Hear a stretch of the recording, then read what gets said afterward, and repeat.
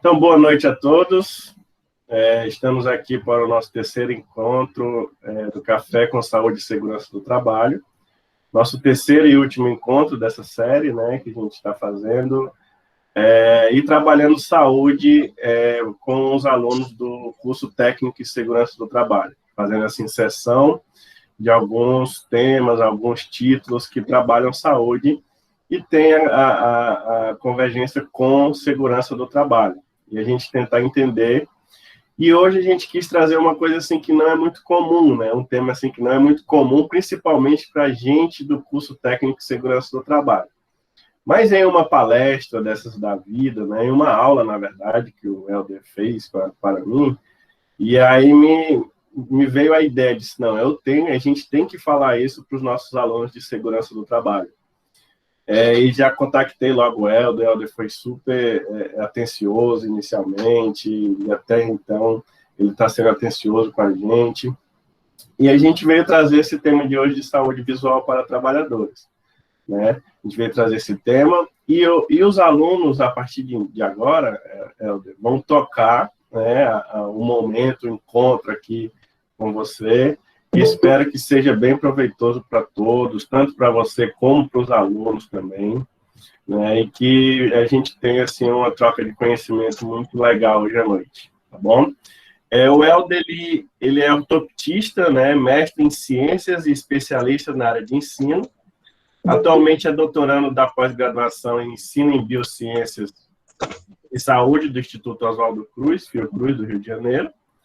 Ele leciona em cursos na área de ciências da visão, ortóptica, e aborda conteúdos acerca de saúde visual, ametropias, ambliopia, visão de cores e lentes oftálmicas. Ele vai falar um pouco mais do que é isso hoje, né, e a gente tentar entender. Fica à vontade, Helder. Passo a palavra agora para a Janaira, para a Ingrid e para a Andriele, que vão fazer esse bate-papo com você aí, esse encontro legal. Boa sorte. Até mais. Obrigado. Meninas. Obrigada, Vicente. Boa noite a todos os convidados. Boa noite, Helder. Seja bem-vindo ao nosso Café com Segurança do Trabalho, nosso terceiro e último encontro. E quero dizer que você está sendo muito bem-vindo aqui nesse nosso encontro, tá? É uma expectativa muito grande. A gente não conhece muito desse tema. Então, quando o Vicente falou para a gente, vai ser sobre saúde visual dos trabalhadores, a loucura foi total para pesquisar e tentar entender um pouco do que era, mas a gente espera que a gente consigamos entender e compreender o que você tem a passar para a gente hoje, tá? Eu vou passar a palavra agora para a Ingrid, ela se apresentar um pouquinho também, tá bom? Tá ok. Boa noite a todos, boa noite, Helder. Eu fiquei muito emocionada, né, quando eu vi o convite, associei aos meus 2 cursos que eu estou fazendo, pesquisei, como ele falou nas redes sociais dele, vi que ele tem uma inteligência surreal e que todos que estamos aqui só temos a aproveitar, né? E que todos que estão aqui aproveitem ao máximo, façam perguntas. É um assunto muito relevante. A gente vê inúmeros casos, né, de pessoas que têm problema na vista e às vezes está associado a diversos fatores que a gente nem tem dimensão. E é muito importante essa palestra, fico feliz pela presença dele, pela presença de todos, e o meu muito obrigado pela sua presença. Que agradeço. Andriele? Andriele saiu. A internet. Pode ter caído de conexão. Né? Tá, no caso, então, Helder, você pode ficar à vontade, tá, para começar a sua palestra, e novamente seja muito bem-vindo, tá? Obrigado. Obrigado pela acolhida. Assim, deixa eu contar o que eu pensei para compartilhar minhas ideias com vocês. Eu trouxe alguns conceitos que eu acho que são conceitos muito interessantes para vocês tomarem conhecimento. Então, eu fiz um PowerPoint, mas vocês têm total liberdade de tomar a voz do microfone, fazer pergunta. É um grande bate-papo. Só que é um universo gigantesco, né? Vocês mesmos falaram muito bem de que saúde visual é muitas vezes um tema que não é tratado e, curiosamente, é por onde a gente enxerga o mundo, né? Então, ter a saúde visual nos seus eixos corretos é fundamental para a gente interagir Então, tem todo o universo das ciências da visão. Então, eu quero trazer conceitos legais para vocês aprenderem e ficarem, sobretudo, reflexivos com os impactos disso na saúde dos trabalhadores, tá bom? Deixa eu só fazer um teste aqui também para ver se a minha caneta funciona. Deixa eu ver aqui. Vocês estão vendo um coraçãozinho? Sim. Ótimo, então tá bom. Aí qualquer coisa, se for o caso, eu escrevo, né? Não estou vendo o rostinho de vocês, mas se quiserem falar alguma coisa, eu troco de tela, porque eu estou vendo o PowerPoint. Então, assim, eu vou começar também agradecendo, né? Porque eu estou feliz demais de estar no dia de hoje podendo falar de um tema que é importante para o Brasil, sabe? É um assunto importantíssimo falar da saúde visual do povo brasileiro, que muitas vezes fica carente de acesso, né, a um sistema de qualidade. A gente vai ver que tem muita coisa para se falar dentro de saúde visual, e até porque vocês são multiplicadores, e é isso que me deixa mais feliz. Tenho certeza de que eu, compartilhando um pouquinho, eu multiplico e vocês multiplicam também, então todo mundo tem a ganhar, porque vocês levam essa palavra da saúde visual à frente. Então fica o meu agradecimento ao Vicente, a todos que me acolheram aqui. Estou feliz demais de estar aqui hoje nesse bate-papo, né? Nessa palestra barra bate-papo. Então, quem sou eu? Né? Eu sou Helder, eu sou natural de Taubaté, que todo mundo já ouviu falar da Grávida de Taubaté, né? Um ícone da minha cidade. Então, breve memorial. Eu começo dentro da área de saúde da visão, ó, na graduação de ortóptica, no Instituto Brasileiro de Medicina de Reabilitação aqui do Rio de Janeiro. Fui aluno de ProUni, vim de Taubaté para o Rio de Janeiro estudar com a pretensão de me formar ortoptista e atuar dentro de clínicas, né, de saúde visual lá da minha cidade. Fato esse que não ocorreu, porque ainda estou no Rio de Janeiro e estou aqui estudando, fazendo doutorado, né? Alguma coisa mudou ao longo dessa trajetória. Mas sempre gostei muito de ensinar conteúdos. Na faculdade mesmo, muitas vezes eu chamava os amigos para estudar, ou trabalhava dando aula particular, né? Uma coisa comum de acontecer com o universitário. E daí eu decidi que, além de ortoptista, eu iria me formar biólogo para ter uma licenciatura, um aval social para trabalhar dentro da área de ensino. Então, segui para a biologia também, né? Na Fiocruz, eu fiz a minha especialização, o mestrado em biociências de saúde e o doutorado atualmente. Na especialização, eu discuti um pouco da questão de como trabalhar, por exemplo, biologia com pessoas que não têm a visão. Olha que interessante. Com alunos, muitas vezes, que têm baixa visão, alunos cegos. Trabalhei também com educação inclusiva no mestrado, e agora no doutorado trabalho na linha de ciência e arte, tá bom? E já estou há mais de 9 anos aí, à frente de salas de aula, lecionando conteúdos, tanto para graduação quanto para especialização. E daí vem a parte que vocês viram no currículo da especialização em ortóptica e ciências da visão, que é um curso de pós-graduação que tem aqui no Rio de Janeiro, e que sou muito feliz de lecionar lá. Então, para começar, fiquei pensando assim, né? Vamos rever, vamos lembrar, eu sei que vocês, né, estão na área de saúde do trabalhador, mas por que não a gente observar com olhos clínicos algumas formas de trabalho e a gente lembrar que muitas vezes os trabalhos, os ofícios, a nossa atividade laboral, ela depende de uma visão para perto, né, que seja curada. Então, vai pensando nisso tudo que eu estou fazendo, ó. Vou apresentar várias figuras de profissões e a gente vai começar a pensar. Então, por exemplo, olhar com detalhes para perto é importante em muitas profissões, não só em muitas profissões, como na vida. Olhar para perto e olhar também para longe é algo importante em outras profissões. Então, aqui a gente está lidando com cores de um painel, com uma distância mais próxima, com comandos em várias direções. Então, pode parecer bobeira e pode parecer, sobretudo, inusitado pensar nisso, mas os olhos desses dois pilotos, eles precisam tanto se direcionar para cima, quanto direcionar para baixo, para frente. Então, não só... Olha que curioso isso, gente. Não só a visão precisa estar boa, como os olhos precisam se movimentar de maneira adequada. E isso é um raciocínio legal, assim, da gente pensar, né? Algumas profissões trabalham com detalhes específicos, como os ourives, por exemplo, que trabalham com coisas minuciosas, com pequeninas peças como anéis e joias e pedras preciosas. Algumas outras profissões têm que proteger os olhos, né? E proteger os olhos, neste caso aí que a gente está vendo, mecanicamente, se a gente parar para pensar, porque existe ali uma proteção desse par de bulbo ocular, a gente vai chamar de olhos ou bulbos oculares, né? Que deve se proteger, esse par de olhos, de possíveis danos mecânicos, daí ele está usando um equipamento específico aí de proteção. Mas nem todos, olha, a gente está numa época que se fala muito de micro-organismos, de vírus, né, também. Então, nem todas as proteções são de origem mecânica. Algumas proteções, por exemplo, devem ser feitas por causa do quê? De coisas de origem biológica. Então, quando a gente olha, por exemplo, um profissional da área médica, ele precisa proteger os seus olhos de possíveis espirros de sangue, concordam comigo? Na faculdade de ortóptica, eu tive... Vocês gostam de uma fofoca? Digam nos comentários, porque eu tenho várias fofocas para trazer aqui. Vou começar contando uma do meu professor de neurologia, lembro até hoje.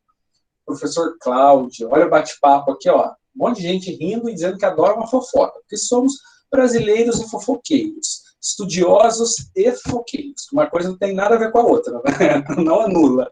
Professor Cláudio, professor de neurologia, ele era neurocirurgião. E eu lembro de um dia que ele chegou abalado em sala de aula, porque ele, eu acho que estava fazendo residência, algo do tipo, e ele foi manipular um paciente e voou sangue nos olhos dele.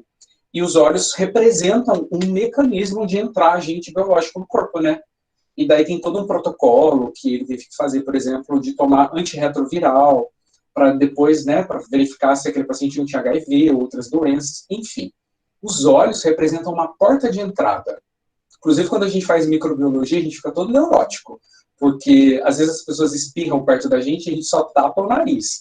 Mas, na verdade, as coisas podem entrar pelos olhos também. Então, o jeito é tapar o nariz e fechar os olhos, se você estiver parado em segurança, tá bom? O que mais?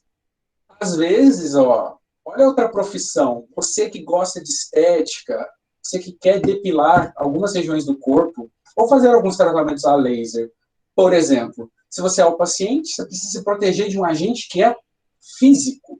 Não é mecânico diretamente, não é biológico, mas é físico, porque alguns raios, alguns comprimentos de onda, eles podem fazer danos, assim, bem graves à visão.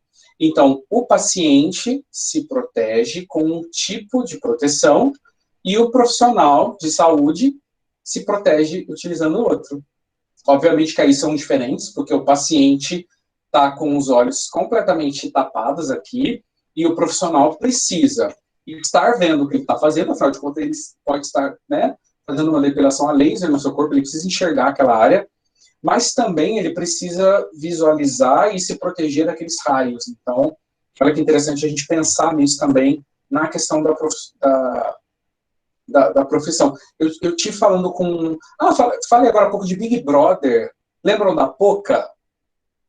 Vocês lembram da Poca? Então, aquela que dormia. Então, a Poca removeu tatuagem com um aluno meu de biomedicina. E daí, quando eu estive visitando o consultório dele, que uma vez eu estive lá, ele mostrou o aparelho, mostrou os óculos de proteção. Então, quando, por exemplo, a Poca vai fazer uma remoção de tatuagem lá no consultório dele, ele tem que se proteger com um filtro adequado, porque senão ele pode desenvolver, por exemplo, catarata. E eu acho que esse nome todo mundo já ouviu falar, né? Catarata, alguma coisa do tipo, acho que esse nome é um tanto quanto comum.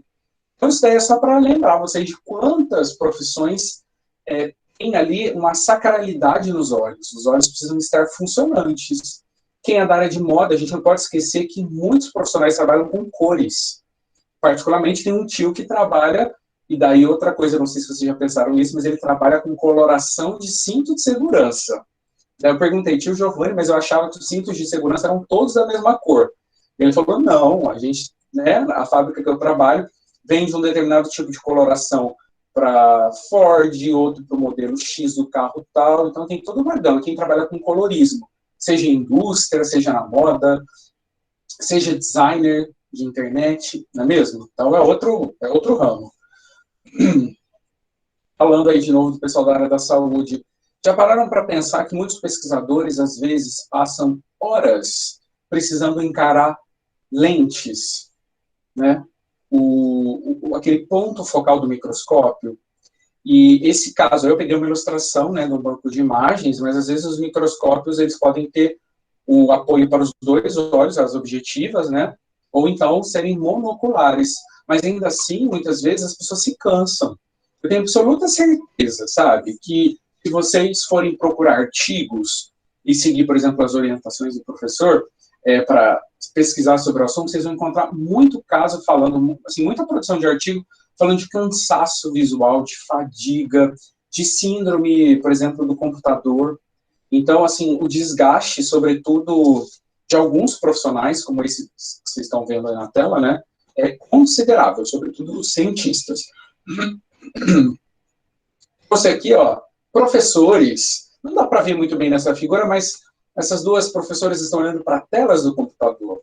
E daí, nesse período de pandemia, a gente precisa também pensar, né, quanto tempo que a gente passa em frente ao computador? Mais horas, muitas horas. E um pouco do cansaço e da fadiga visual está associado a essa visualização ininterrupta de telas de smartphone, celular, tablet e tudo mais. Como que a gente resolve isso, professor? Como que me parece que ele está bem. Olha só que interessante. Visão para o smartphone, visão para o celular, visão à distância. Quando os olhos trabalham nessas 3 diferentes distâncias, você está tendo muito músculo trabalhando e nem sabe. E se muitas vezes vocês aqui chegam ao final do dia com dores, uma dor na lombar, uma dor no trapézio, por que os olhos de vocês, que são riquíssimos em músculos, também não podem se cansar, né? Porque a gente, na nossa atividade laboral, também não vai passar por isso. Então, para cuidar desses profissionais todos que eu falei para vocês, esses trabalhadores aí, a gente vai ter as ciências da visão. O que é isso? Ciência da visão é uma área, é um campo de conhecimento que é gigantesco e que eu quero apresentar para vocês os principais profissionais para que vocês saibam fazer as indicações corretas, né, as conduções corretas de pessoas próximas, para que vocês se norteiem também enquanto prática de autocuidado. Então, são 3 profissões que eu identifico aí como sendo pioneiras nas ciências da visão. Vamos conhecer. A gente tem a primeira, não é a primeira, né, mas vou colocar uma setinha aqui, que eu acho que é a mais lembrada. Oftalmologia. Não precisa responder isso, porque as respostas você pode ficar um pouco acanhado de responder isso, mas quando foi a última vez que você visitou um médico oftalmologista? Às vezes as pessoas respondem em 2 anos, já tem 2 anos, já tem 3 anos, né? Então, às vezes a gente esquece de fazer as visitas periódicas nesse profissional e ele tem 2 características que eu acho que são importantes, né? O poder da cirurgia, porque é o profissional que pode fazer cirurgia nos olhos, se for necessário. E ele tem também o poder, né, eu chamo superpoder, do medicamento. Tá? Vou botar aqui uma abreviaçãozinha. Por quê? É o único profissional dessa tríade aí que também pode receitar remédio. Além do oftalmologista, que não trabalha sozinho, ele trabalha com esses outros profissionais, a gente tem os profissionais da óptica e da optometria, tá? Chamados de ópticos e optometristas, que fazem o quê? Os optometristas, eu estou falando de um ponto de vista do mundo todo, tá, gente? Porque a gente tem alguns detalhezinhos da legislação do Brasil, mas isso aí vale como um todo no mundo. Eles fazem a parte dos óculos, a parte, muitas vezes, do exame de refração. Sabe quando vocês vão ao médico, e daí você, muitas vezes, faz esse exame no médico, sendo que no mundo todo é comum você não fazer com o médico oftalmologista, e sim com o optometrista. É o exame de grau. Tá melhor aquela letra? Tá pior aquela letra? E daí vocês ficam verificando ali para saber a lente correta. Peraí. Que estou engasgando, porque eu tomei tanto café com açúcar, que não é uma boa, né? Fica com pigarro. Agora foi. Muitas vezes o óptico optometrista, eles podem ou fazer o exame de refração, tá? Então, tanto o médico, o oftalmologista faz, quanto o optometrista faz o exame do grau, tá bom? Às vezes, o médico pode fazer o exame para saber quantos graus você tem e manda para o óptico ou para o optometrista confeccionar. Então, tanto faz, beleza? O último profissional do grupo, né, que eu faço parte são os ortoptistas. O que o ortoptista faz? O ortoptista, ele cuida da musculatura dos olhos, tá? E cuida também da parte sensorial. Então, ele cuida da parte motora e da parte sensorial. Deixa eu dar um exemplo, né? Pelo amor de Deus, vamos exemplificar isso. Criaturas, sem mexer as cabeças. Olhem para cima. Agora, olhem para o lado esquerdo, sem mexer as cabeças. Isso aí que vocês estão fazendo, estão mexendo o músculo que a gente trabalha. Esses músculos precisam estar funcionantes. Lembra do que eu falei dos pilotos? O piloto, muitas vezes, ele precisa olhar para cima. Ah, professor, mas ele poderia virar a cabeça? Sim, poderia, obviamente, né?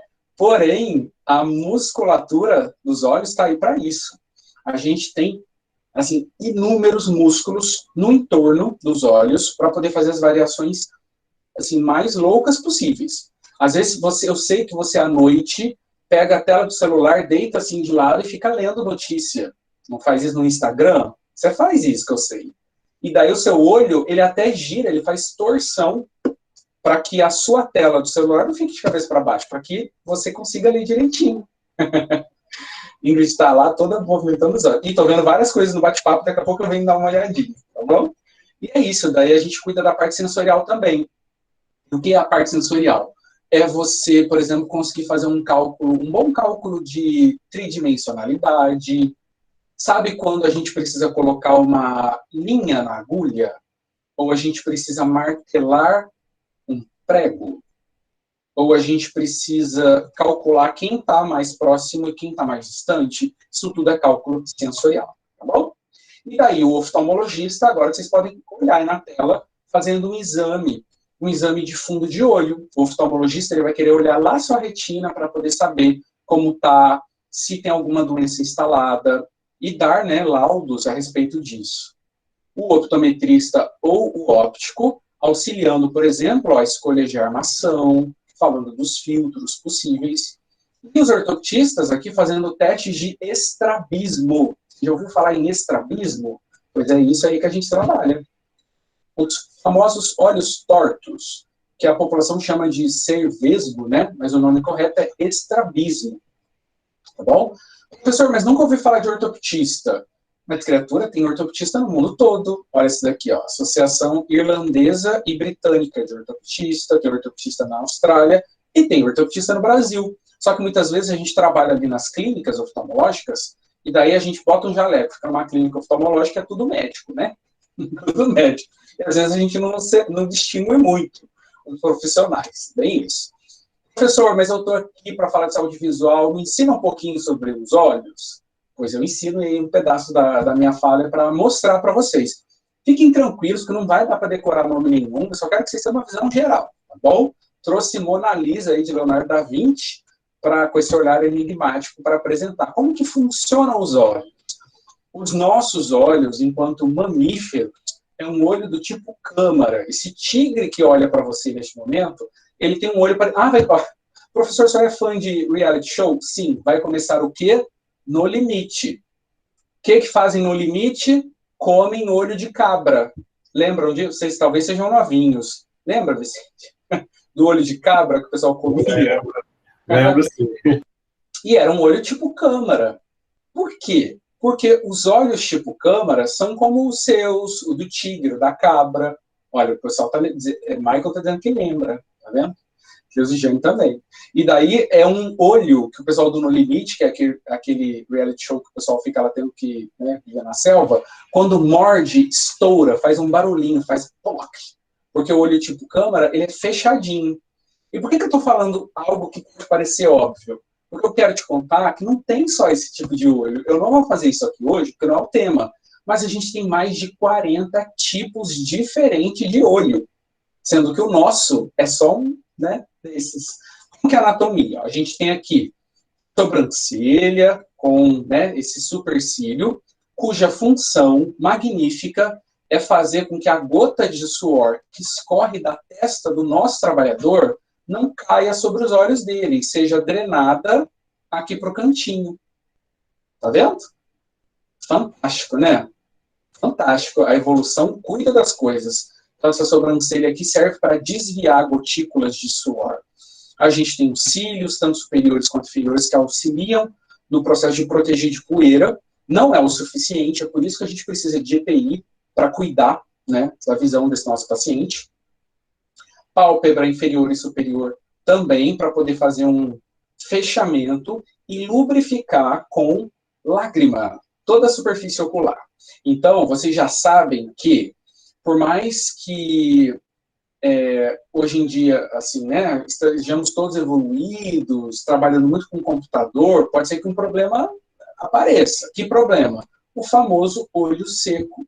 Muita gente vai reclamar, sobretudo o trabalhador que fica às vezes 8, 10 horas, ou até mais que isso, em frente ao computador, ele vai ter uma tendência de movimentar menos as pálpebras. Opa, desculpa, as pálpebras. Opa, foi. Superior e inferior. Então, profissionais que ficam muitas horas em frente ao computador, eles piscam menos. Tá? É importante. Eles piscam menos. Então, uma dica boba, tipo assim, lembra de piscar. É estranho dizer isso, né? Mas muitas vezes a gente esquece. Então, pode estar ali com colírio lubrificante, um lágrima plus da vida, mas esquece de piscar. Sobretudo se esse nosso trabalhador usa lente de contato, daí lascou-se, né? Porque a lente de contato precisa ainda mais de lubrificação. E mais um monte de coisa, aqui você vê a pupila e tudo mais. A íris, que é um músculo, tá? É um músculo real, assim como o músculo do seu braço. É um músculo só que colorido. E agora, ó, a gente começa a ver que lá atrás da pele tem um monte de coisa. E aqui a gente tem os músculos, ó, que os ortoptistas cuidam. Aqui dá dando para ver alguns. Tá vendo? Aqui a gente está vendo 2 músculos, os retos. E aqui, se a gente pudesse fazer um corte nesse olho, que áreas são importantes? E agora eu vou mostrar para vocês onde ficam os principais danos, muitas vezes associados com práticas de trabalho. Tá? Deixa eu voltar para cá antes. Primeiro, conjuntiva. Aqui tem uma membrana, ó, eu vou riscar, depois eu apago, tá? Tem uma membrana transparente aqui, onde tem os vasos sanguíneos. Estão vendo aqui, ó? Pequenininhos. Deixa eu apagar para vocês. Esses vasos sanguíneos, ó, vou riscar só um. Eles levam oxigenação para os olhos. Então tem uma película fininha que é transparente, que recobre essa parte branca, que ela é vascularizada. Se o nosso, eu vou chamar de paciente, ora o trabalhador, mas daí você liga as coisas aí. Ele se expõe ou a lugares muito secos, ou pisca pouco, ele começa a vascularizar mais. Se ele se expõe muito à ultravioleta, a um sol direto, a vascularização aumenta ainda mais. Então, ele pode começar a juntar fatores para aumentar a quantidade desses vasinhos aqui. E daí, quando esses vasinhos crescem muito, tá vendo? Começa a criar uma pele aqui, ó. É o chamado pterígio. Daí, isso é um caso que acontece sobretudo com um trabalhador que fica exposto à luz solar sem a proteção adequada, tá bom? Então, é pterígio. Então, esses danos podem acontecer. Pergunta, a Érica Gama diz, professor, é verdade que quem tem olhos claros tem mais sensibilidade à luz? Sim, senhorita. Tem vários fatores que podem desencadear fotossensibilidade, tá bom? Condições genéticas é um deles, né? Então, ter olhos claros, o público de olho claro geralmente apresenta mais fotossensibilidade. Quem tem astigmatismo, se você um dia ouviu o seu médico falando assim, olha, fulano, você tem astigmatismo, talvez seja comum, seja natural você sentir um pouco mais de fotossensibilidade também, tá bom? E dependendo de alguns medicamentos que você possa tomar, eles podem gerar fotossensibilidade. Então, isso é comum também, beleza? Tá, se eu perceber mais alguma perguntinha aqui, eu vou responder.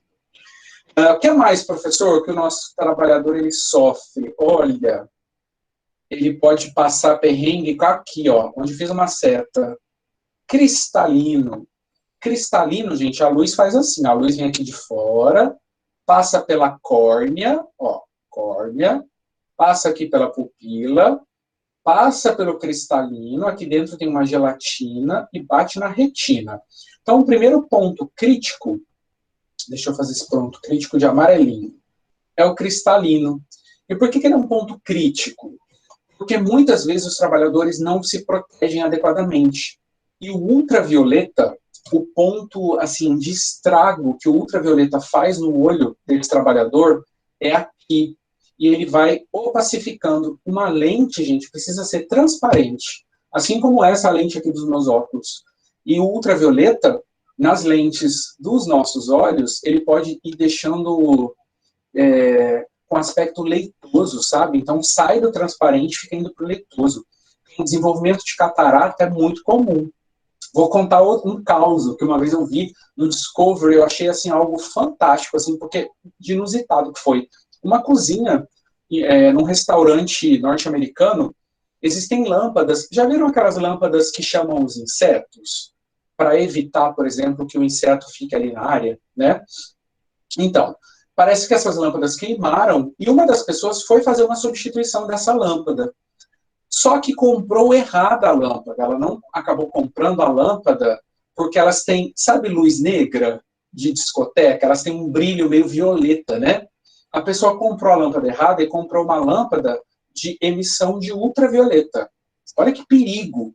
Porque existem lâmpadas que emitem ultravioleta para fazer esterilização, para poder exterminar micro-organismo.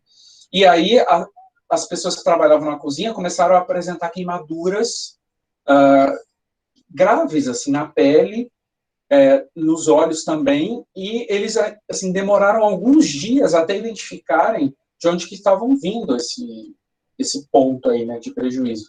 Então, assim, um erro de errar, assim, trocar uma lâmpada é algo perigoso. E quem é que sofre numa exposição de ultravioleta? O cristalino sofre. Quando a gente, por exemplo, pega um par de óculos que não tem proteção ultravioleta adequada, a luz, que é, né, o bloqueio da luz faz com que a nossa pupila aumente. Então, a gente, se usar um par de óculos que não tem uma proteção correta contra a ultravioleta, a gente vai abrir a pupila. Imagina que a gente comprou um óculos, sei lá, numa banquinha do camelô. É um óculos assim que não tem nota fiscal, não tem, né, selo de proteção correta, de origem duvidosa. Então a gente coloca esses óculos que a gente comprou baratinho, sem saber a procedência, e começa a usar. Quando fica escurinho ali, porque a gente está usando os óculos de sol, a nossa pupila abre. Abrindo nossa pupila, o que vai acontecer? O ultravioleta vai passar e vai entrar rasgando e prejudicando completamente o nosso cristalino. Então, é um perigo a gente usar lentes, sobretudo lentes escuras, que não tenham uma certificação de proteção UV correta, causando um grande estrago. Aí a Emanuela perguntou assim, muito interessante, professor, o fato de quem tem astigmatismo ter mais sensibilidade à luz. Qual a razão disso? Emanuela, eu fiz um slide específico para responder essa dúvida sua. Vou te mostrar já. E a retina, vou só finalizar aqui com a retina. A retina também, gente, aqui ele fala mácula e retina, né? É porque mácula é um pedacinho da retina que a gente vê em HD. A retina vai sofrer com o quê? A retina vai sofrer com traumas. Então, se esse nosso trabalhador, ele sofreu um dano, né, físico, uma bolada, por exemplo, né? Sei lá, um jogador de futebol tomar uma bolada, pessoas que trabalham, por exemplo, com possível, né, arremesso de objeto, sei lá, qualquer trauma de origem física pode danificar a retina. Exposição, tem uns artigos recentes que falam que exposição à luz azul, olha o perigo, luz azul pode a longo prazo danificar a retina também. Então toma cuidado, hoje eu vou te dar umas dicas sobre que luz que você compra para sua casa, porque se você quiser ficar no ambiente noturno, é interessante optar pelas luzes que tendem mais para o amarelo e evitar as luzes brancas que puxam para o azul, tá bom? E aqui uma outra visão. Mas como eu falo pra caramba, e eu tenho 1 horinha, não é isso? O paciente me corrige. Fica à vontade, fica à vontade. Eu falo muito. O povo de Taubaté fala muito.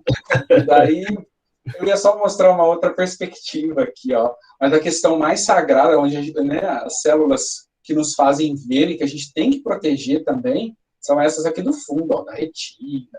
Tá bom? Professor, mas como que a gente vai conhecer, primeiro, a saúde visual do trabalhador? Por exemplo, imagine que um determinado emprego, né, um determinado trabalho, receba, né, contrate uma pessoa para desempenhar uma função. Então, essa pessoa precisa passar por alguns testes para saber como está a visão dela para desempenhar aquele papel, não é? Isso não é feito, por exemplo, quando a gente tira a habilitação, né?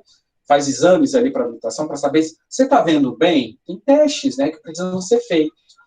Então, como que a gente investiga isso? Então, eu quero mostrar alguns testes que a gente pode fazer. O primeiro e mais simples, assim, acho que mais lembrado de todos, se chama acuidade visual, que é uma maneira da gente medir quantidade de visão. Ela é feita, basicamente, para saber se a pessoa consegue distinguir com nitidez o ambiente que está cercando. Então, uma pessoa que vê bem, que é o que a gente chama de olho emétrope, vê a melancia desse jeito, né? O míope, o hipermétrope, o astigmata, talvez veja a melancia daquele jeito ali. Então, a gente precisa entender como que está a visão do trabalhador, saber se aquela função pode prejudicar a visão dele, né? Saber se teve algum dano, enfim. Aí tem várias tabelas, são só curiosidades para mostrar, e acho que todo mundo já viu alguma dessas alguma vez na vida. Se não viu, tem que ver, tá bom? Procura um serviço aí de saúde do nosso querido SUS para dar uma conferida como anda os seus olhinhos. Então, são várias tabelas. Essas aí são só algumas, não são nem as melhores. As melhores tabelas são essas, ó, para vocês. As tabelas nota 10 atualmente. São essas tabelinhas aí que a gente vai perguntando para o nosso paciente. Está vendo aquela letra? A gente começa de cima para baixo, tá bom? A gente vem daqui, daí se ele acerta, a gente passa para de baixo, se ele acerta e vai indo. Tranquilo? Pode acontecer do nosso paciente não conhecer as letras, e se isso, né, não acontecer. Estou vendo o nome de Vicente rolando aqui no bate-papo. Daqui a pouco quero voltar aqui para ver o que estão falando disso. E ó, pode ser que o nosso, né, trabalhador, nosso paciente, talvez não conheça as letras. Isso pode acontecer. Então, se ele se sentir mais confortável ou com formas, também existem tabelas para quantificar. E daí, dependendo de onde ele conseguiu ver, aqui do lado tem uns numerozinhos, ó. E é isso que a gente consegue dar a quantificação da visão do paciente. Beleza? Professor, mas tá. Os problemas que são oriundos daí, né? O senhor falou de miopia, astigmatismo e tal. Esse é o teste que vai conseguir identificar algumas dessas coisas. Então, pode ser que o nosso paciente, ele tenha um tamanho de olho, isso aqui é um nome muito técnico, diâmetro anteroposterior. Criatura, eu tô falando do tamanho do olho da pessoa, tá bom? Basicamente isso. Uns nomes, né? Para que dificultar? É o diâmetro do olho. Né? Ele pode ter um olho alguns milímetros um pouco mais longo, ou alguns milímetros mais curtinho, isso dá uma miopia, hipermetropia nele, né? O cristalino, que é aquela lente transparente, pode ter algum probleminha, e a córnea dele pode ser ou muito curva, ou pouco curva, isso tudo afeta. Então, vamos começar falando do míope. Míope, sintam-se representados pelos memes que eu trouxe para mostrar para vocês. Ó, lá vem o míope. É basicamente isso, porque o míope não vê muita coisa de longe, né? Ele vê tudo embaçado. E o míope tem uma tendência de fazer assim com os olhinhos, assim como o Bart Simpson está fazendo. Sabe quando você fecha a pálpebra assim? Isso aí é uma técnica, né, para fazer o foco de luz entrar melhor. Daí o míope fica fazendo isso quando esquece os óculos, né? Uma personagem míope muito famosa, que toda vez que os óculos dela aí ela não consegue ver nada, é a Velma do Scooby-Doo. Né? Se você conhece a Velma do Scooby-Doo, professor, como que o senhor sabe que a Velma é míope? Gente, Velma, best friend, brincadeira. Claro que não. É pelo comportamento da Velma. Né? A Gerlane está dizendo que Harry Potter também. Perfeito, Gerlane. Magnífico, ganhou meu coração. A Velma, geralmente, ela se perde quando os óculos dela caem. Então, é interessante a gente conhecer um trabalhador míope jamais esquece os óculos. Olha só que interessante essa frase. O míope não sai de casa sem óculos. Se ele crescer, ele realmente é muito esquecido. Porque o míope é bem dependente da correção dele. Tá bom? Curiosamente, como que é o olho do míope, professor? O olho do míope, às vezes, ele pode ser um pouquinho mais longo, né? Mas alguns milímetros, tá? Tipo, um pouquinho só. Então, o foco da retina bate aqui antes, ó. Deveria bater na retina, tá vendo? Deveria bater aqui. Mas bate um pouquinho antes. E daí, esse paciente é míope. A gente vai corrigir ele com essa lente, tá vendo? A gente chama de lente negativa. E se você quiser entender, depois se olhar, se analisar, se você tiver uma receita, tem um símbolozinho de menos, tá bom? Na receita aqui, ó. Esférico. Se vier menos, significa que você é míope. Porque a gente tem uma miopia, ó, de 0,25 e uma miopia de 1,25. O hipermétrope, né, como esse bebezinho é hipermétrope, esse bebezinho que fez sucesso, né, aí num videozinho que rolou pela internet, ele tá vendo as coisas pela primeira vez. E eu trouxe a professora Sibila, que eu não ia deixar também de falar de Harry Potter, né, a professora de adivinhação lá da Escola de Bruxaria de Hogwarts. Mas, professor, como o senhor tem certeza que essa mulher é hipermétrope? Gente, pelo formato da lente. Essas lentes que aumentam os olhos, como nesse bebezinho e nessa professora, são as lentes que a gente chama de lentes positivas. Tá vendo? E as lentes positivas corrigem a hipermetropia. E daí na sua receita vai vir como um símbolozinho de mais, ó. Legal. Tá vendo? A gente coloca a lente e corrige. Na hipermetropia, o foco de luz ele bate para depois da retina. Tá vendo? Ou, às vezes, a pessoa tem um olho um pouquinho mais curtinho, ou a córnea mais plana, enfim, né? E agora o pessoal aí da fotossensibilidade. Quem que perguntou da fotossensibilidade do astigmata? Olha que interessante. É assim, é por isso que a luz incomoda muito o astigmata. Quem tem astigmatismo enxerga a luz com fachos. A luz não só embaça, como ela ganha, né, eixos, e isso é muito incômodo. No astigmatismo, o foco nem está antes e nem está depois. O foco está bagunçado em vários lugares. E isso colabora bastante, né? Então, os astigmatas costumam enxergar os focos de luz assim. Olha que interessante aqui, ó. Na visão normal, o correto seria toda a luz ir para um único ponto, né? A gente viu que na miopia, ponto era para antes, hipermetropia é o ponto depois. No astigmatismo, um ponto é antes, um ponto é depois, um ponto é antes, outro ponto é depois. Os pontos ficam bagunçados, tá bom? Como que você sabe se você tem astigmatismo ou se aquele trabalhador tem? Estou te dando essas dicas só de curiosidade mesmo, tá bom? Para a gente aprender sobre saúde, ó. Só olhar aqui, cilíndrico. Se aparecer alguma coisa nessa caixinha, tem geralmente com esse sinal de menos. Tem eixo também, né? Isso daí significa que a pessoa tem astigmatismo. Aqui, no caso, a pessoa tem tanto a miopia quanto o astigmatismo. Repararam, ó? Miopia e astigmatismo. Criatura, porque isso acontece, às vezes a gente é abençoado não só com um problema, a gente é abençoado com uma hipermetropia, um astigmatismo ou uma miopia. O que que não pode acontecer? Curiosidade. Não dá para ter no mesmo olho, na mesma unidade de olho, não pode existir miopia e hipermetropia. Isso não existe. Mas pode existir miopia com astigmatismo, hipermetropia com astigmatismo, e por aí vai. Né? Não vou falar muito deles, porque daí, né, eu sei que eu tenho pouco tempo, mas são os presbitas. Né? Ou a presbiopia, que eu trouxe Dumbledore, que já era um senhorzinho de idade. Mas, basicamente, ultrapassou 40 anos, e isso é para todo mundo. Tá? Todo mundo. Por volta de 40 anos, o cristalino, os músculos que mexem no cristalino, eles começam a enfraquecer.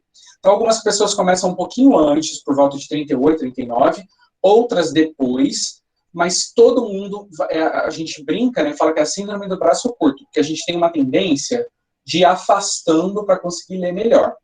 Então, por exemplo, uma criança, eu vou virar aqui de lado, vocês me enxergam? Né? A criança, ela consegue ler aqui, com nitidez. Tá? Criança, se você deixar a criança ler aqui, o adolescente lê aqui, E com a idade, esse ponto de nitidez ele vai afastando, né? Então chega um ponto que a gente tem dificuldade de ler para perto. Então, por que eu botei a foto do Dumbledore, do Harry Potter? Porque ele está usando um óculos só para leitura. Então, pode ser que o nosso paciente, pode ser que aquele trabalhador precise apenas de um óculos para perto. Ele consegue enxergar naturalmente de longe, mas para perto ele não consegue. Daí para ler, para ter conforto, tá bom? Eu não vou falar muito de presbiopia, porque senão toma muito tempo. O que mais que a gente pode falar, né? Da acuidade visual. O profissional de saúde que está avaliando ali a função, né? Ela precisa quantificar para saber se teve prejuízo na visão do paciente. Vou contar um caso, uma vez que eu peguei um estágio, né? De um paciente que tinha uma visão normal e após sofrer uma queimadura de ácido no seu trabalho, ele trabalhava, acho que em plataforma de Petrobras, ele tentou fazer ali a composição ácido-base, mas enfim, ele teve uma lesão na córnea. Ele subiu, ele foi caminhando, ele teve perda de visão. Então a gente precisa entender se antes do acidente ele tinha uma visão, depois do acidente a visão piorou quanto, né? Então a gente precisa quantificar. Nesse caso aí, só para contar o desfecho, né? Ele teve uma lesão superficial, queimadura, vapor também faz isso. Então, dependendo da profundidade do dano, pode ser que a pessoa fique um tempo vendo essas letras e depois, com o uso de medicamento e as células se regenerando, ela volte para cá.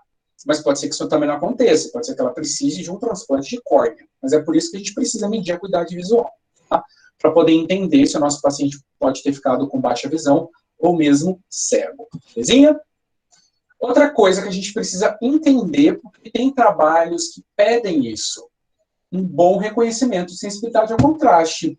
Moro eu aqui no Rio, ao lado de um shopping, e fiquei super triste, porque nessa pandemia o cinema fechou. Mas lembrem da experiência, da última experiência que vocês tiveram no cinema.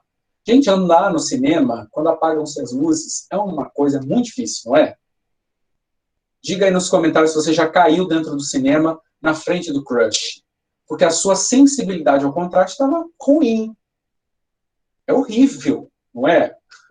É horrível. E daí a gente tem que ter uma boa sensibilidade ao contraste. Por quê? O mundo e a vida é feita de contraste. Quem ajuda a gente a se localizar no cinema, né, o lanterninha do cinema que trabalha com isso, por mais que ele tenha a lanterna dele, ele precisa se localizar, né? Então,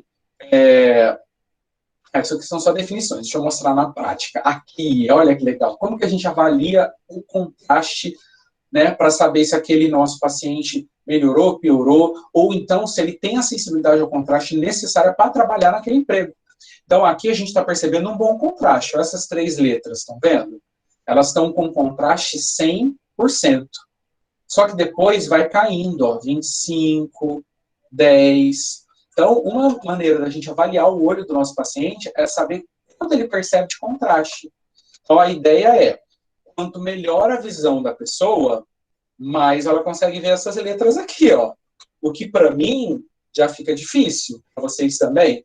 Vocês estão se sentindo humilhados com esse teste? Hoje, talvez seja o dia onde os humilhados serão realmente humilhados. Porque alguns testes aqui vão deixar vocês assim, meu Deus, não estou vendo nada. Ó, tá vendo? Então é um teste. Vou mostrar outro, ó. Tá vendo que vai caindo, ó? Mais contraste, vai diminuindo. Olha que interessante. E aqui é um outro teste. Esse daqui não é com letra, é com figura. Vocês conseguem visualizar aí na... Conseguem enxergar uma carinha aqui? Bem pouco. Bem Sim. pouco, né? Sim. E aqui?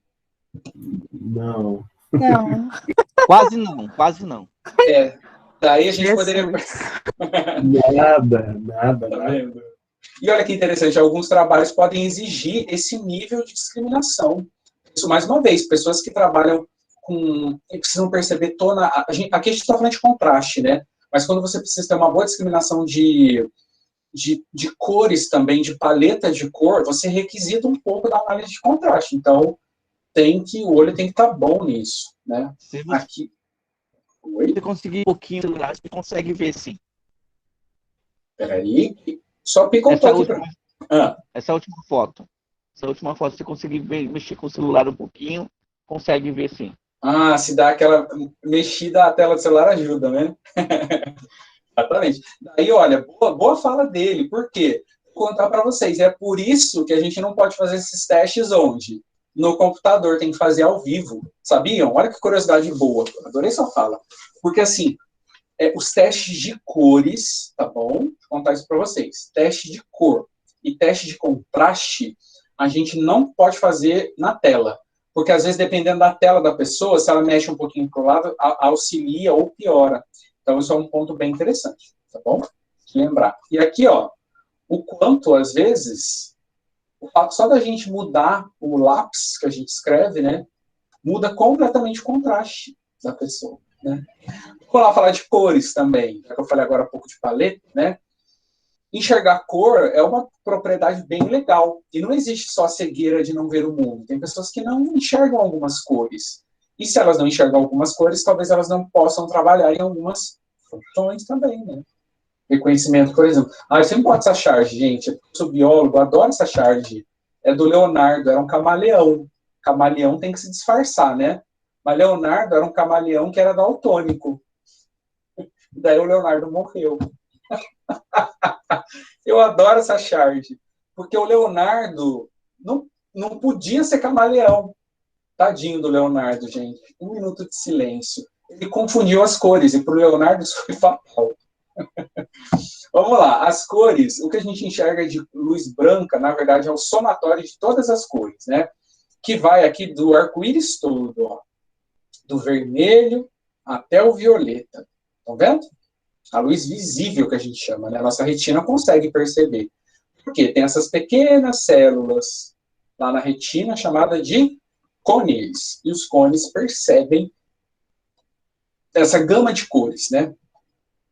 E aí, os pigmentos que a gente tem na retina são 3 tipos, só 3. E esses 3 tipos de cores dão conta da gente enxergar esses milhões de cores. Sabe quando a gente escuta assim, o pessoal fazendo publicidade da Apple? Ela retina no iPhone 12, tantos milhões de cores. Olha que legal, né? Só essas 3 celulinhas aí, né? Esses 3 conezinhos, vermelho, verde e azul, combinando entre eles, eles fazem todas essas milhões de cores que a gente consegue perceber. Então, uma pessoa normal enxergaria essas frutas dessa maneira, né? Uma pessoa com problema, por exemplo, no vermelho, se ela tem sei lá, alguma deficiência genética e não consegue perceber vermelho, ela vai ver isso. O que a gente chama de daltonismo, como Leonardo Camaleão, é uma dificuldade do verde para o vermelho, né? Basicamente isso daí, ó. Quem tem dificuldade com verde enxerga as frutas assim. E quem tem, esses são raros, mas existem, tá bom? Os casos das pessoas, esse caso pode vir por medicamento ou por acidentes, pode acontecer. As pessoas que não conseguem perceber o azul. Mas no caso do daltonismo, a gente só chama de daltonismo o vermelho para o verde. Aí, ó, tem também as pessoas que não são completamente cegas, mas elas só têm uma leve dificuldade. Então, isso daí é uma leve dificuldade para o vermelho, uma leve dificuldade para o verde e uma levezinha dificuldade para o azul. Porque tudo tem gradação, né? A gente tem desde a pessoa que não enxerga nada de azul até a pessoa que enxerga só um pouquinho de azul. E tem também, não é muito quantitativo, mas a gente tem que saber que existem pessoas assim que enxergam a vida monocromática e daí não enxergam nenhuma cor, tá bom? Então, se aquela função laboral precisa de discriminação de cor, se a pessoa apresentar qualquer um dos distúrbios que eu listei anteriormente, a pessoa não está apta para trabalhar, tá? E como que a gente testa esse paciente? A gente testa por testes de cores, tem vários tipos. Os mais simples, que são esses, dos médios, que são esses aqui do meio, e dos mais difíceis, assim. Esse teste aqui que eu botei como mais difícil, quem já fez? Eu vi que a Mayra disse que fez esses testes. E esse daqui, ó, demora um tempão, tem todo... Por exemplo, esse daqui não pega paciente com problema de azul. Então, por exemplo, se Michael tem um problema visual ligado a azul, e ele faz o teste de Ishihara, você tem que ver os números, estão vendo aqui, ó. Ele não pega a pessoa com problema de azul. Então, ele pode passar desapercebido. Para pegar o azul, tem que ser esse completão aqui, que é o mais top dos testes, né? Além das cores, não posso deixar de falar no nosso cafezinho de bate-papo de hoje, da visão 3D, né? Porque é um dos casos que mais me marcou quando... Hoje em dia eu só trabalho como professor, estudo, né, na Fiocruz. Mas quando eu tive em consultório, eu me lembro muito de um jovem, eu acho que ele tinha por volta de 20 e poucos anos, ele havia feito um concurso público. Eu só não lembro o cargo, mas eu não sei se era, não sei se era polícia, não lembro. Eu só sei que era um concurso público. E ele foi barrado no teste de aptidão física. Por quê? Porque ele tinha um microestrabismo. Microestrabismo. Olha isso. Quando a gente olha para uma pessoa e percebe que um olho dela está em linha reta e que o outro está muito torto, né, ou para cima, para baixo, para um lado, para o outro, aquilo é até bom, porque a família inteira vê que a pessoa tem estrabismo. No caso desse paciente, ele tinha uma micro lesão. Era pouquinho. Foi o suficiente para lesionar um dos olhos dele e a perda de visão, no caso desses microestrabismos, são irreversíveis. E foi muito triste assim, ver que ele não pôde assumir o cargo público porque ele não tinha uma visão 3D. Visão estereoscópica é uma visão 3D. Professor, por que esse homem está agachado? O que isso tem a ver com visão 3D? Criatura, foi o que eu falei. Ninguém bate um martelo num prego se não tiver um bom cálculo de visão 3D. Porque você tem que acertar. Você tem que fazer um cálculo. Assim, é muito... A gente não percebe o quão maravilhoso é o nosso corpo. Porque tem todo um cálculo que é feito em várias áreas do cérebro para você conseguir dar a martelada ali. Entendeu? Por que isso? Porque a nossa espécie, ela não é uma espécie que tem um olho só. Se a gente fosse assim, monocular, a gente não via 3D. A gente só consegue ver as coisas em 3 dimensões porque a gente tem 2 olhinhos. E aqui eu estou colocando algumas pessoas, 2 crianças fazendo tratamento ortóptico, porque às vezes acontece de um olho estar preguiçoso, esse aqui, por exemplo, ó, pode estar preguiçoso. E a visão 3D precisa dos 2 olhos trabalhando. Então, se o paciente, aí quando criança, né, perceber que ele está com o olho preguiçoso, a gente tem que fazer o quê? Tapar o olho bom. Olha que interessante. A gente tapa, oclui o olho que é bom para forçar aquele preguiçoso a trabalhar. Ele conservar a visão até a vida adulta. Se, por exemplo, né, lá tivesse... o paciente tivesse cuidado, tivesse atentado para esse caso dele, talvez ele conseguisse recuperar a visão, né? Isso é uma simulação do que é a visão 3D. A gente está olhando as coisas para o lado e vendo, né? Eu estou vendo aqui a minha câmera, estou vendo meu celular, meu copo d'água, minha xícara de café. Quem tem um olho apenas, ou quem tem a visão monocular, não sabe o que é enxergar assim em 3D. E isso é bem triste, né? E daí quem não enxerga em 3D fica bem limitado para desempenhar funções. Aqui são só umas brincadeirinhas. Tá? Para enxergar em 3D, os 2 olhos têm que se movimentar, e mais uma vez, em todos esses músculos, fazendo os trabalhos, ó, esses músculos coloridos. E aqui, ó, eu estou mostrando para vocês várias posições. Aqui, cada coisinha dessa é uma dupla, ó. Tá vendo? Então, aqui é só para vocês verem a quantidade de estrabismo que pode existir, né? Assim, muita coisa, muito tipo de estrabismo. E a gente só consegue ver bem quando os nossos olhos estão posicionados corretamente, os 2. Tá? Tudo bem, professor, o senhor me falou um monte de coisa de quantitativo. Para finalizar minha fala, eu trouxe aqui algumas, né, não são dicas, mas são algumas coisas que eu queria compartilhar sobre como proteger a visão, né, nossa e dos trabalhadores. Deixa eu mostrar para vocês. Essa moça aí, inclusive, está com óculos de proteção, né?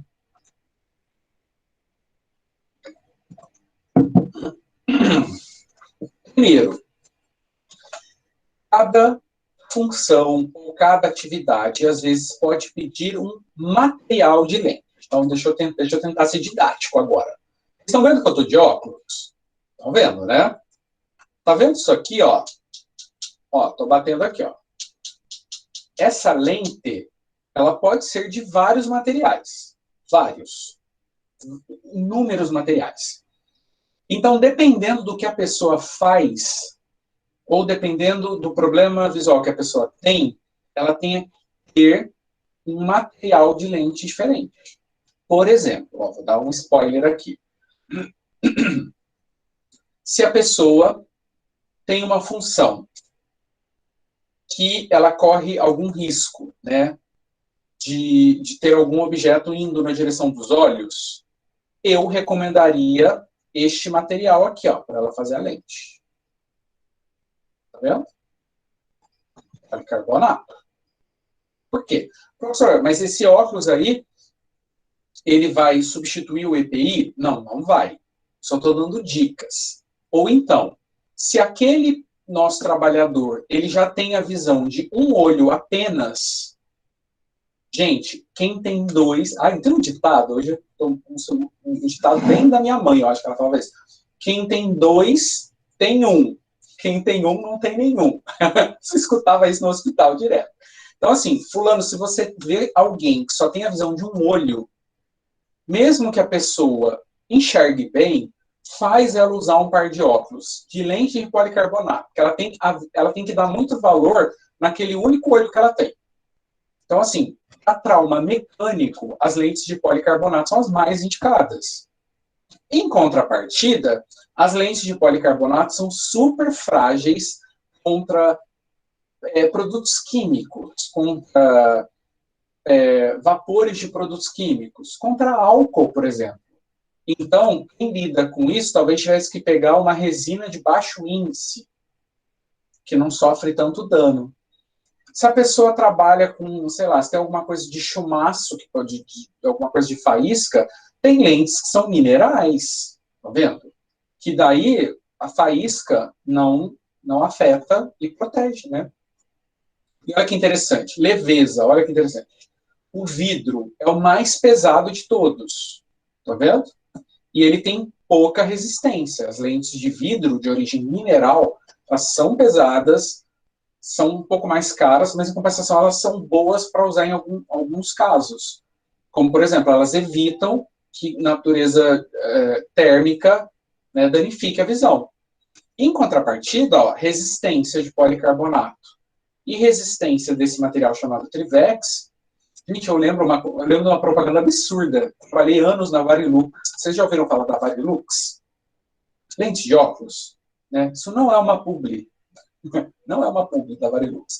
Mas é só para dizer que eu trabalhei anos na Varilux e eu lembro que uma das nossas concorrentes, acho que era não sei se Royal ou Zeiss, tinha uma propaganda que era assim, a lente que aguenta um tiro.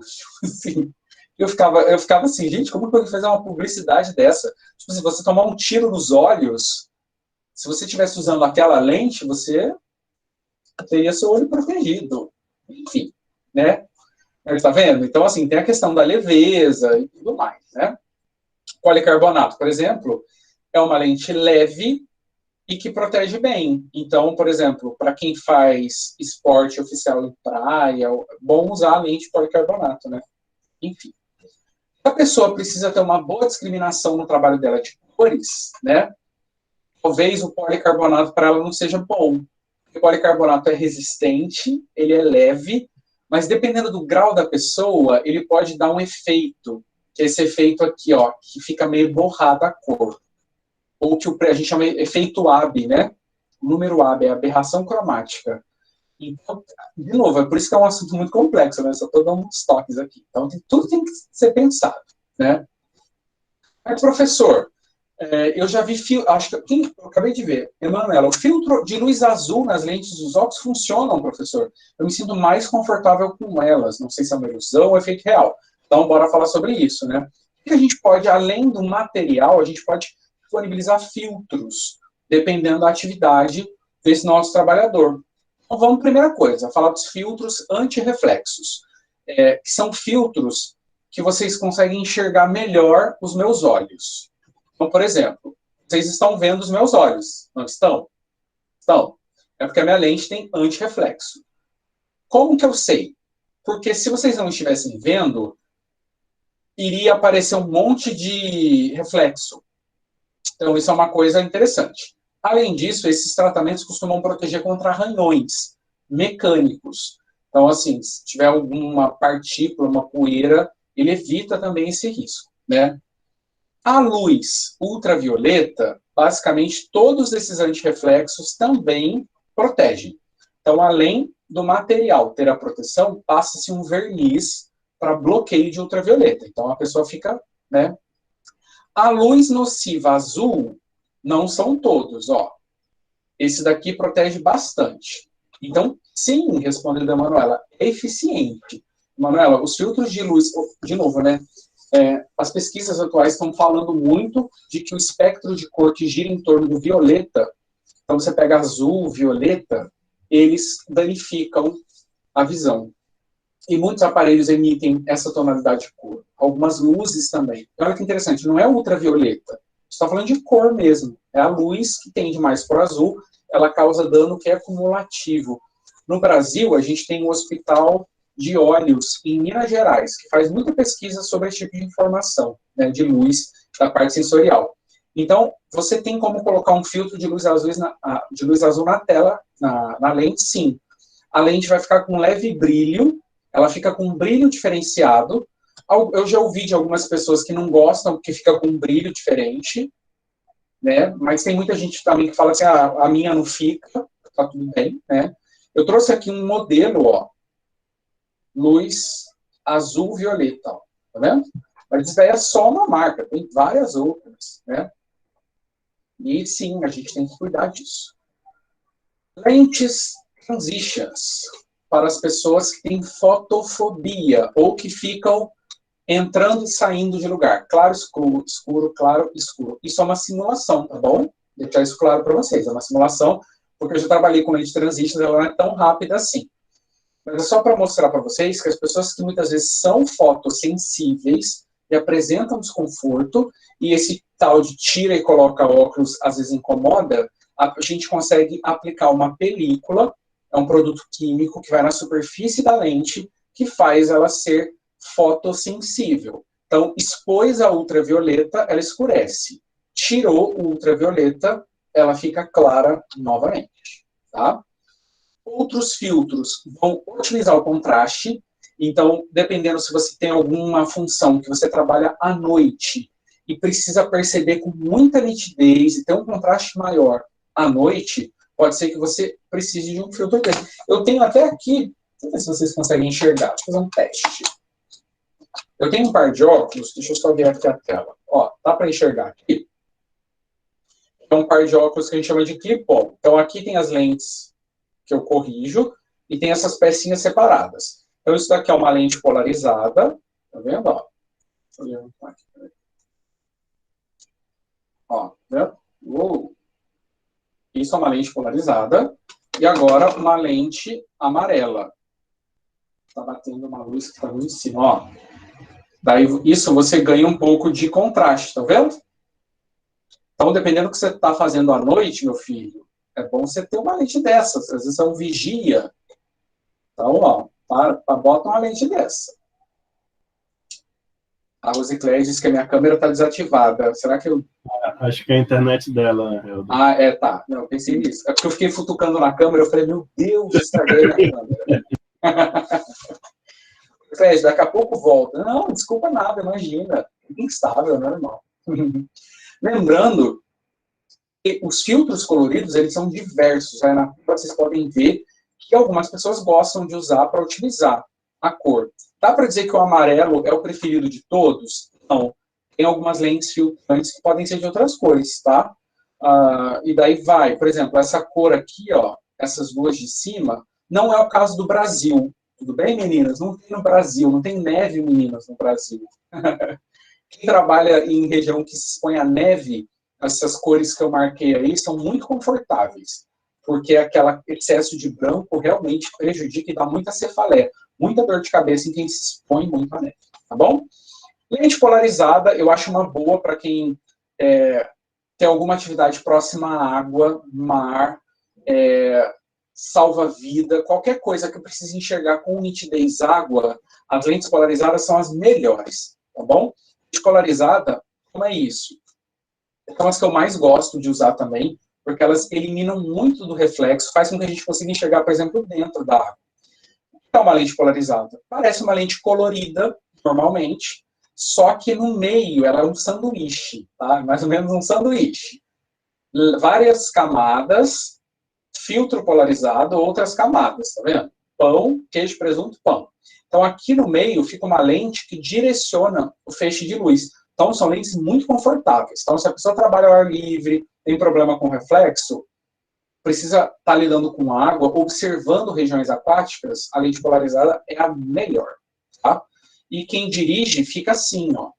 Aquele reflexo que vem, né, do chão, ali.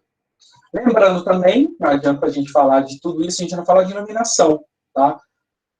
Não dá para entrar em detalhes por questões de tempo, já estou finalizando, faltam só uns 3 slides, eu acho que eu já encerro, mas é só para dizer que a iluminação do ambiente é fundamental para todos entendam a visão.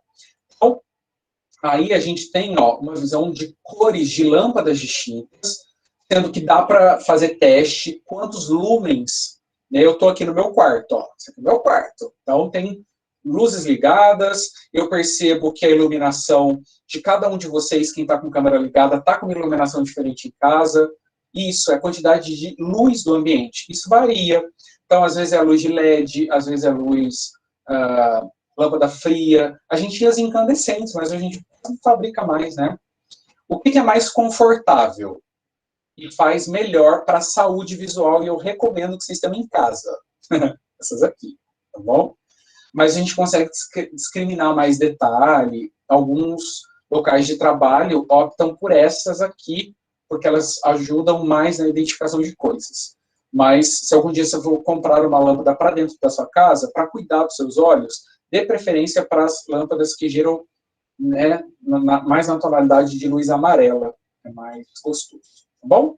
E por último, eu vou dar 8 dicas, não lembro se são 8, mas para que vocês se, né, presenteiem com essas dicas para você cuidar da sua visão, para você praticar um autocuidado visual e compartilhar isso, seja no seu trabalho, seja com colega de trabalho, colega de estudo, né? É o quê? Faça visitas periódicas, tá bom? Anualmente, se você tiver uma visão normal, entre aspas, porque normal é muito relativo, né? Se você tiver alguma patologia, alguma coisa, faz visitas mais frequentes, é importante, tá? Iluminação, faça a escolha correta, não se sacrifique muito, às vezes uma luz direcional para sua mesa de trabalho já faz né, uma diferença absurda. Pisque com frequência, que eu falei, né? A gente pisca menos, isso já foi provado, tá? Quem usa muito computador pisca menos. Usa óculos solares durante o dia e com proteção ultravioleta. Um dia, se você tiver a chance, experimenta uma lente polarizada, vocês vão gostar bastante. Pode ser transitions não é polarizada, né, mas pode ser óculos pintado, pode ser óculos com transitions, ou lente polarizada, isso tudo ajuda. Faça uma regulagem aí de distância e de angulação. Isso tudo também é muito discutido sobre a ergonomia do profissional que trabalha com computador. Então, por exemplo, amanhã mesmo, contar uma fofoca da minha vida, amanhã eu vou atrás de uma cadeira. Porque eu estou precisando de uma cadeira com regulagem, porque eu estou passando horas aqui e não estou com uma boa ergonomia. Isso tudo impacta, né? A questão de postura e tudo mais. Por que você tem que passar um tempo junto da natureza? Porque o espectro de cor verde, ele é o intermediário e é um dos mais relaxantes. Então, muita gente prefere... Sabe o Ray-Ban? Sabe aquele Ray-Ban modelo aviador? Que todo mundo já ouviu falar, o mais famosão. Aquele classicudo lá, que todo mundo usa. O modelo tradicional, ele tinha uma cor que a gente chamava de G15. G de green. Era uma tonalidade verde. Então, se vocês repararem, muitos... Eu não tenho aqui. Não tenho, basicamente, aqui não. Mas eu tenho um que é mais puxado para o verde. Os óculos solares puxados para o verde são muito confortáveis também. Porque o espectro de cor verde, ele está em nanômetros no meio. Ele não está nem no extremo do violeta e nem no outro extremo do vermelho. Então, o verde sempre faz uma massagem nos nossos olhos, né? Se possível, periodicamente, movimenta os seus olhos, não só olhando para várias direções, como olhando para distâncias diferentes. Se você trabalha muito com computador, se presenteie olhando para o céu, olhando para a montanha, olhando para longe, olhando para qualquer lugar que não seja tão próximo. Isso auxilia o seu cristalino a ter um conforto maior, tá? E coma alimentos que são ricos em vitamina A, porque afinal de contas os nossos cones só trabalham bonitinho se a gente der vitamina A para eles, tá bom? Que é importante. É isso, crianças, é isso. Crianças não, porque tem um monte de adulto aqui, né? Mentira, eu acabei. Falei demais. Ô, Helder, não quer continuar mais um pouco, não, Helder? Ah, não, porque eu tenho que votar na Juliette. Gente, pelo amor de Deus. Tô brincando. Muito obrigado pela sua palestra. Tem várias perguntas aqui no chat que a gente está juntando. Mas eu queria dizer que essa foi a última vez que eu convido você para uma palestra, porque senão você vai levar todos os nossos alunos, cara, e vai todo mundo virar ortopedista e a gente vai secreto aqui lá. Façam um trabalho, gente, façam TCCs, façam essas coisas da área de visão. É muito legal. Legal. Inclusive, a gente tem um aluno cego nessa turma, só que hoje ele não está presente, né? Então, o curso todo foi com ele aqui. E a gente teve várias, no início, dificuldades, depois foi aprendendo junto, e aquilo que a gente já conversou, né? Também. Sim, porque tem que pensar, readaptar coisas, né? Então, eu vou passar para as meninas fazer algumas perguntas para você, não vai dar de fazer tudo, quero pedir desculpa à galera que está aí, mas a gente não vai conseguir fazer todos, porque foram muitas perguntas, mas eu queria fazer uma pergunta antes de passar. As meninas. Você acha, no teste que o Detran faz, ele consegue abranger tudo tudo isso que um profissional precisa, por exemplo, um operador de empilhadeira, ele, nos testes que é feito pelo Detran, que é solicitado pelo Detran, ele consegue captar estigmatismo, captar tridimensionalidade, cores, tudo isso, ou é um exame muito superficial que ele não dá o suporte disso e a gente tem que fazer uma solicitação para exames ocupacionais suplementares? Nossa, que pergunta boa, Vicente. Eu lembro de uma vez de um trabalho que avaliou, eu sei que você falou de pessoas que trabalham com empilhadeiras, mas esse trabalho falava de motoristas de ônibus no Rio de Janeiro, em atividade. Gente, motoristas de ônibus que estão trabalhando. O número de motoristas que apresentavam problemas visuais não corrigidos ultrapassava 60%. Daí é uma coisa assustadora você pensar que as pessoas dirigem coisas sem, né, a visão adequada. Então, uma coisa assim, eu atesto para você, é um teste muito pobre mesmo. É um teste que muitas vezes usa autorrefrator, que não refina a questão da acuidade visual, acho que é a primeira coisa, tá? Então, assim, não tem um refinamento, né? Você tem ali... André está dizendo que a tela passou. É verdade, é um teste muito pobre. Um teste fácil de enganar por conta das tabelas de acuidade, que às vezes tem pessoas que decoram. Sobre empilhadeira, especificamente, precisa ter um acurado senso de tridimensionalidade. E não é feito. Os testes de estereopsia que a gente chama, desculpa, são testes, assim, bem criteriosos. Eu não mostrei aqui os testes todos, né? O ortopedista faz, o oftalmologista também faz, mas tem o Titmus, tem o Frisbee. Esse um chamado de Titmus, que não é feito pelo Detran, ele pega minúcias, assim, do quanto você consegue perceber do que está longe, do que está em cima, do que está embaixo, para fazer cálculo, assim. Então, ele realmente é um teste que deixa bem a desejar. Por isso que, às vezes, dependendo da função, é interessante aí ter um teste extra, suplementar. Obrigado, Helder, obrigado. Agora vamos passar para as meninas. Ingrid, fica à vontade. Bom, tá me dando de me escutar bem? Tô direitinho, hein? Pode falar. Só um momento. Uma primeira pergunta, foi até eu que fiz. Ardência nos olhos, somente ao manusear celular e computador, pode ser um sintoma de fadiga visual ou outro problema associado à visão? Ótimo, boa pergunta. Ai, vocês estão bons nessas perguntas. Lágrima é outra coisa fantástica. A gente pensa que lágrima é só água, né? Ou pelo menos uma água salgada, porque quando a gente chora, pelo nosso crush que não nos respondeu no WhatsApp, a lágrima cai, a gente percebe que ela é salgada, é basicamente isso que a gente sente. Mas a lágrima tem várias camadas. Várias camadas. Tem uma camada de óleo, uma camada de água, uma camada que tem carboidrato. Então, são várias camadas sobrepostas na lágrima. O uso do smartphone, o uso de tablet e o uso de computador, eu falei para vocês que eles diminuem a quantidade de piscada por minuto. Quando os olhos ficam muito tempo abertos, as primeiras camadas da lágrima evaporam, expõem e começam a expor a própria córnea, que a gente não quer que fique exposta diretamente ao oxigênio. Então, é uma sobreposição. Dá para enxergar minha mão aqui, né? Então, quando a gente fica sem piscar, essa segunda camada vão secando e vai expondo o conteúdo da córnea que está aqui. Isso começa a dar uma ardência bem desconfortável e o olho começa a ficar vermelho. E daí, ó, inclusive, gente, já que estamos falando aqui, existe um colírio. Eu vou falar o que eu lembro, e eu não estou aqui receitando medicamento, não é isso. Eu estou dizendo o contrário. Não usem qualquer tipo de colírio que diminua a vermelhidão do olho, se não tiver sendo indicado por um oftalmologista, tá bom? Porque é muito comum, às vezes, apresenta esse ressecamento, o público leigo, público esse que vocês vão, inclusive, lidar, ficam pingando. Vocês conhecem um famosão chamado colírio Moura Brasil? O Moura Brasil, ele é vasoconstritor.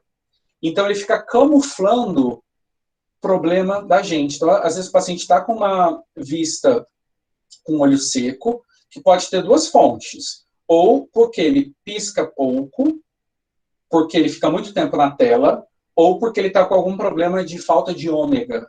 Já ouviram falar de ômega 3, ômega 6? Essas disfunções em ômega, pode ser uma questão nutricional também, né? Mas daí a pessoa começa a usar colírio, porque ela pensa o quê? Vou passar um colírio. E o colírio que ela facilmente acessa, muitas vezes, é o Moura Brasil, que faz vasoconstrição, e daí fica uma bola de neve.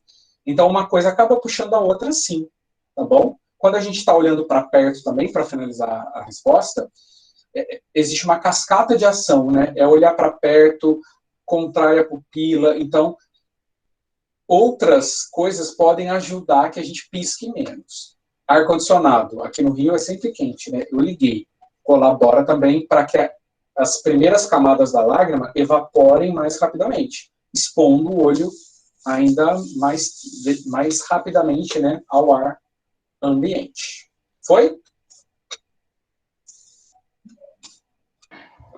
Eu vou fazer aqui a pergunta da Thalita. Ela perguntou o seguinte: uma pessoa que fez transplante de córnea pode ficar com estrabismo? Pode sim. Então, vou dizer o que é normal, né? O estrabismo, ele geralmente vem na primeira idade, né, na primeira infância, e ele acompanha a pessoa. Não significa que todo estrabismo tem origem infantil, né, ou infanto-juvenil. Tem estrabismo que aparece mais tarde. Uma pessoa que eu acho que tenha feito um transplante de córnea é uma pessoa que pode ser, pelo menos uma grande chance de que seja uma pessoa que já ultrapassou 20 e poucos anos, pelo menos no mínimo, né, para fazer esse transplante, porque o corpo já cresceu, o bulbo ocular já acomodou. Então, esse estrabismo aparecer muito tardiamente é um estrabismo que tem que ter uma avaliação neurológica, tá bom? Então, assim, se vocês conhecem alguém que fez um transplante de córnea para resolver uma questão, que é a questão da lente, né, ficar transparente, e essa pessoa depois apresentou um estrabismo, é legal, é possível que haja essa combinação, é possível, mas é uma combinação delicada que carece de uma investigação de ordem neurológica. Só para verificar se os pares de nervo craniano, que a gente chama, não tem nenhum sendo pressionado, porque um estrabismo mais para meio súbito em idade adulta, a gente tem que ficar atento. Tá bom? Ok. A Ingrid Almeida, ela levantou a seguinte questão. Quem usa óculos apenas para descanso, para grau fraco, é preciso usar apenas para leitura ou o uso tem que ser diário? E o grau pode aumentar por consequência disso? Ai, essa aí, pergunta polêmica. Casos de família da Cristina Rocha, é agora. Por que é um assunto polêmico? Meu Deus. Vamos lá. Esses óculos de apoio, assim, de leitura, eles são lentes positivas. Tá? Então é assim, deixa eu explicar. O nosso cristalino, ele é uma lente positiva, ele é assim. Ok? Então, olhei para perto. Olhei para longe. Olhei para perto, olhei para longe. Quando a gente fica muito tempo olhando para perto, a gente fica numa posição. Daí, às vezes cansa, dá dor de cabeça, porque a gente está forçando muito. A lente de descanso, ela é uma lente que ela faz o trabalho do cristalino. Um pouquinho. E por que eu falei que é um assunto polêmico? É como se eu falasse assim, ó, hoje eu vou para academia, hoje eu vou malhar, hoje eu vou escrever no Instagram, tá pago. Eu falo assim, Ingrid, vai para mim e faz 100 abdominais, por favor. Daí eu peço para que algo externo a mim execute aquela função muscular. Daí eu fico assim, ai, que bom, ela, sabe, eu tô usando, a gente chama isso de muleta. Assim, os ortoptistas, né, gostariam que a pessoa fizesse o exercício, ok? Então, assim, seria o melhor possível. Então, pega a pessoa, bota ali para fazer o exercício e contrai, relaxa. Tudo que se faz numa academia pode fazer com os olhos, mas daí a gente usa lentes. Se aquela pessoa, com os exercícios, não resolveu, ou se ela não consegue acessar os exercícios ortópticos, daí a gente pode pensar numa lente, tá? Só que como é uma lente que vai ser uma muleta, e essa expressão é feia, não gosto muito, mas é que me veio a cabeça aqui, tá? Vai servir de um apoio ali, tenta não fazer isso sempre, para você não ficar mal acostumado, entende? Do ponto de vista muscular, de contração de músculo. Esse grau pode aumentar? Pode. Então, por exemplo, o grau de perto, ele começa aos 40 anos, bem pouquinho, 0,75. 44, 45 anos, 1 grau. E daí isso vai aumentando até que estabiliza em 3 graus para perto. Tá? Então, assim, dependendo do que a pessoa tem, 1 grau pode aumentar. E também é muito comum que pessoas que estejam crescendo possam aumentar o grau de miopia. Então, se a gente pega um adolescente que tem, tipo, 2 graus de miopia, e o adolescente está ali com 14, 15 anos, já tem 2 de miopia, você fala assim, putz, ele vai crescer, pode ser que aumente um pouquinho também. Entendeu? Então, é que depende do caso, mas, enfim, acho que eu tentei pegar aí o máximo que dava. Mas o assunto é polêmico. De qualquer forma. Próxima pergunta. A Manuela de Souza perguntou. Na NR17, Ergonomia, recomenda que no trabalho com computadores, a distância olho-tela, olho-teclado, olho-documento sejam aproximadamente iguais. Helder, por gentileza, comenta ou explica para os nossos alunos a importância fisiológica dessas recomendações para a saúde visual. Sim, claro. Então, o que acontece? A gente tem na oftalmologia ou nas ciências da visão distâncias que a gente considera como distância de perto, distância média e distância longa. Por exemplo, a distância longa, a gente vai contar oficialmente a partir de 6 metros. Então, é o que a gente considera em termos de legislação de literatura médica.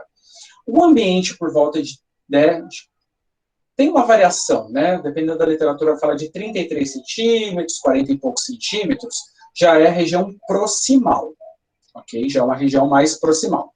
Essa região proximal, quando a gente está usando ela corretamente, a gente está ativando o cristalino a fazer algumas modificações. Então, quer ver?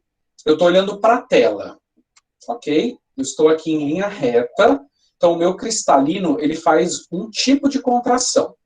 Vocês enxergam meu celular? Enxergam, né? Se eu pego e faço isso, 2 coisas. Se eu baixei os olhos e coloquei os olhos para próximo do nariz, ele também já dá uma leve contraída.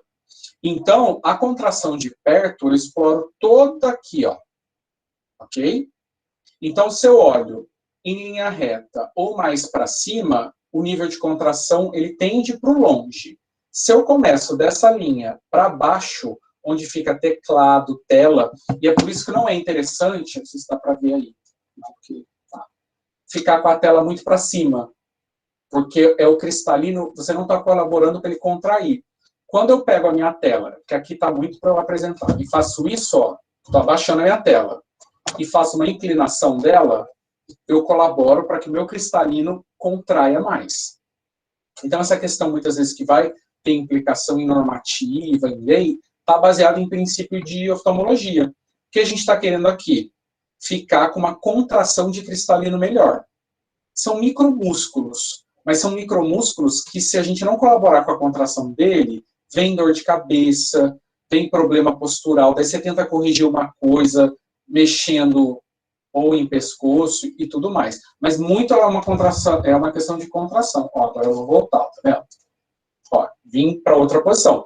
Esse daqui é porque eu estou me dirigindo a vocês. Se a gente está trabalhando, é interessante baixar um pouco mais. Veio para essa posição mais para baixo, eu colaboro para as contrações, sobretudo do cristalino. Beleza? Beleza, obrigada, professor. A todos que estiveram até este momento conosco, que aceitaram, né, o nosso convite para participar dessa belíssima palestra, não tem nem palavras assim para agradecer mesmo. Muito obrigada, professor. O senhor pode ter certeza que tudo que foi dito aqui, algumas coisas a gente pode até dizer assim que a gente já sabia, mas outras não. Foi de grande conhecimento mesmo, de verdade.